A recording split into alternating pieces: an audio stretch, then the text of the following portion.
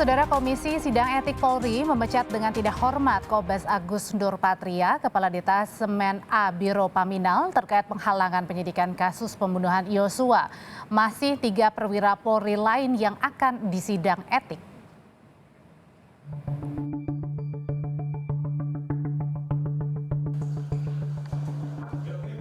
Satu lagi perwira Polri yang dipecat karena terseret kasus penghalangan penyidikan pembunuhan berencana Yosua yang didalangi Ferdi Sambo. Kombes Agus Nurpatria diberhentikan dengan tidak hormat karena terbukti berperan dalam prarekonstruksi kasus pembunuhan Yosua dengan mengumpulkan CCTV atau kamera pemantau di sekitar rumah dinas Ferdi Sambo di Duren 3. Sanksi etika, yaitu perilaku pelanggaran sebagai perbuatan tercela. Yang kedua, sanksi administrasi. A. Penempatan khusus selama 28 hari. Dari tanggal 9 Agustus sampai tanggal 6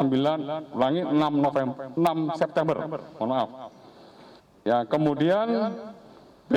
Pemberhentian tidak dengan hormat atau PTDH dari anggota kepolisian.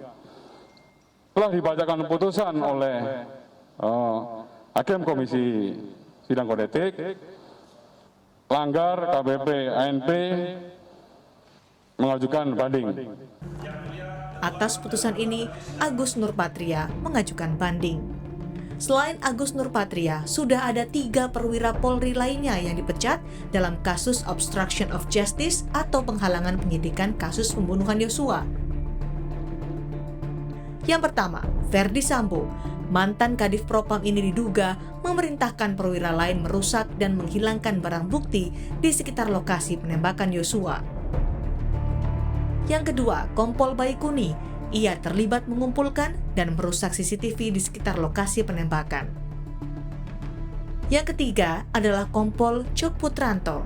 Sama seperti Kompol Baikuni, ia terlibat mengumpulkan dan merusak CCTV. Masih ada 3 tersangka obstruction of justice atau penghalangan penyidikan kasus pembunuhan Yosua yang dijadwalkan akan disidang etik. Mereka adalah mantan Kepala Biro Pengamanan Internal Divisi Propam Polri, Brigjen Hendra Kurniawan,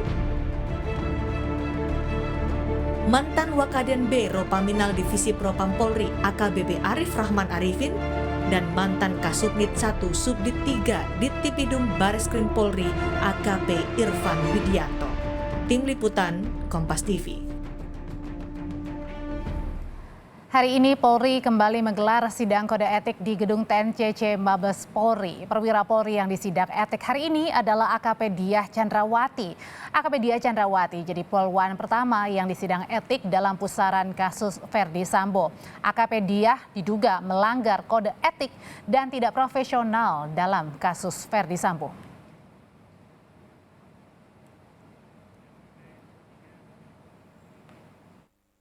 Karena ketidakprofesionalan di dalam melaksanakan tugas. Dan perlu rekan-rekan media ketahui bahwa pelaksanaan sidang KKEP terhadap AKP DC tidak ada kaitannya dengan obstruction of justice atau OOJ. Nanti hasilnya dari hasil pemeriksaan hari ini setelah selesai sidang akan kita sampaikan. Ya, sekarang kan kita tidak mengikuti sidang, jadi nanti untuk update-nya akan kita sampaikan setelah ada hasil keputusan dan apa yang sudah dilanggar oleh terduga pelanggar.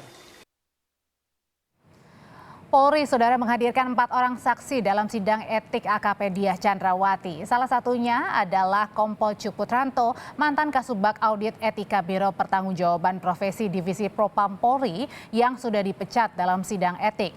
Cuk dinyatakan terlibat dalam kasus menghalangi proses pengusutan kasus pembunuhan Yosua. Lebih lengkap terkait dengan sidang etik AKP Diah Chandrawati dalam kasus Ferdi Sambo akan disampaikan jurnalis Kompas TV Alvania Rizky. Alva, jadi apa peran AKP Diah hingga harus disidang etik? Ya, Audrey dan juga saudara, sampai saat ini untuk peran dari AKP Diah Chandrawati ini memang masih didalami dalam pemeriksaan sidang etik yang berlangsung di Gedung TNCC Mabes Polri, di mana kalau pernyataan sementaranya bahwa sidang etik terhadap perwira polisi wanita pertama ini dilakukan karena diduga AKP Diah Chandrawati ini tidak profesional dalam proses penanganan pembunuhan Brigadir Yosua Huta Barat beberapa waktu lalu.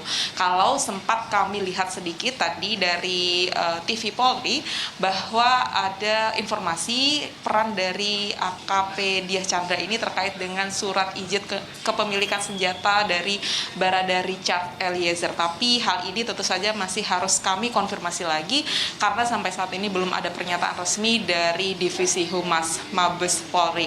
AKP Diah Chandra sendiri menjadi salah satu dari 24 perwira polisi yang kemudian sudah dimutasi sebelumnya ke Divisi Yanma Polri, di mana ia diduga melanggar kode etik Polri sehingga juga harus mengikuti sidang etik untuk menerima sanksi.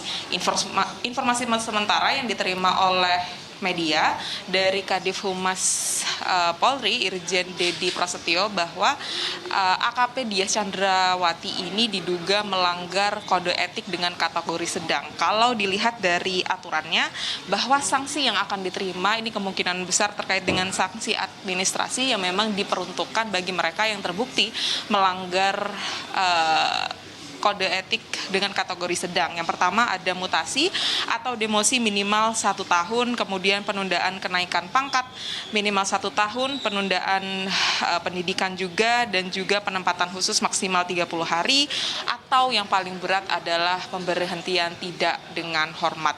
Selain AKP Diah Chandrawati, ada masih 28 perwira polisi lain yang juga masih menantikan proses sidang etik untuk ketidakprofesionalan atau dugaan pelanggaran ketidakprofesionalan. Sedangkan untuk kasus obstruction of justice atau perintangan penyidikan ini masih menantikan jadwal persidangan untuk 3 perwira polisi lainnya, yakni untuk Brigjen Pol Hendra Kurniawan, AKBP Arif Rahman, dan juga AKP Irfan Widianto yang diinformasikan akan diselenggarakan pada pekan depan. Kalau mengutip dari pernyataan Kapolri Jenderal Listio Sigit Prabowo bahwa upaya sidang etik dan upaya sanksi-sanksi yang diberikan kepada perwira Polri ini menjadi pertaruhan bagi institusi Polri untuk kembali atau untuk mengembalikan marwah Polri yang sempat terjatuh karena kasus atau ketidakprofesionalan dari institusi Polri dalam penanganan kasus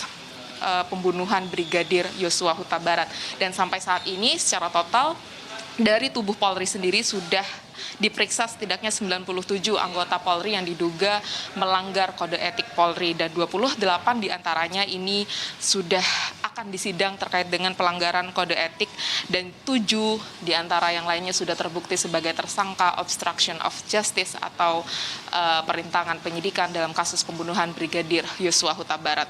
Hasilnya sendiri nanti kita akan nantikan, Audrey dan juga saudara, apakah memang sanksi yang diberikan kepada AKP Diah Chandrawati ini termasuk dalam kategori yang berat atau terbatas pada yang sedang saja terkait dengan demosi, kemudian mutasi, dan pembatasan-pembatasan lainnya.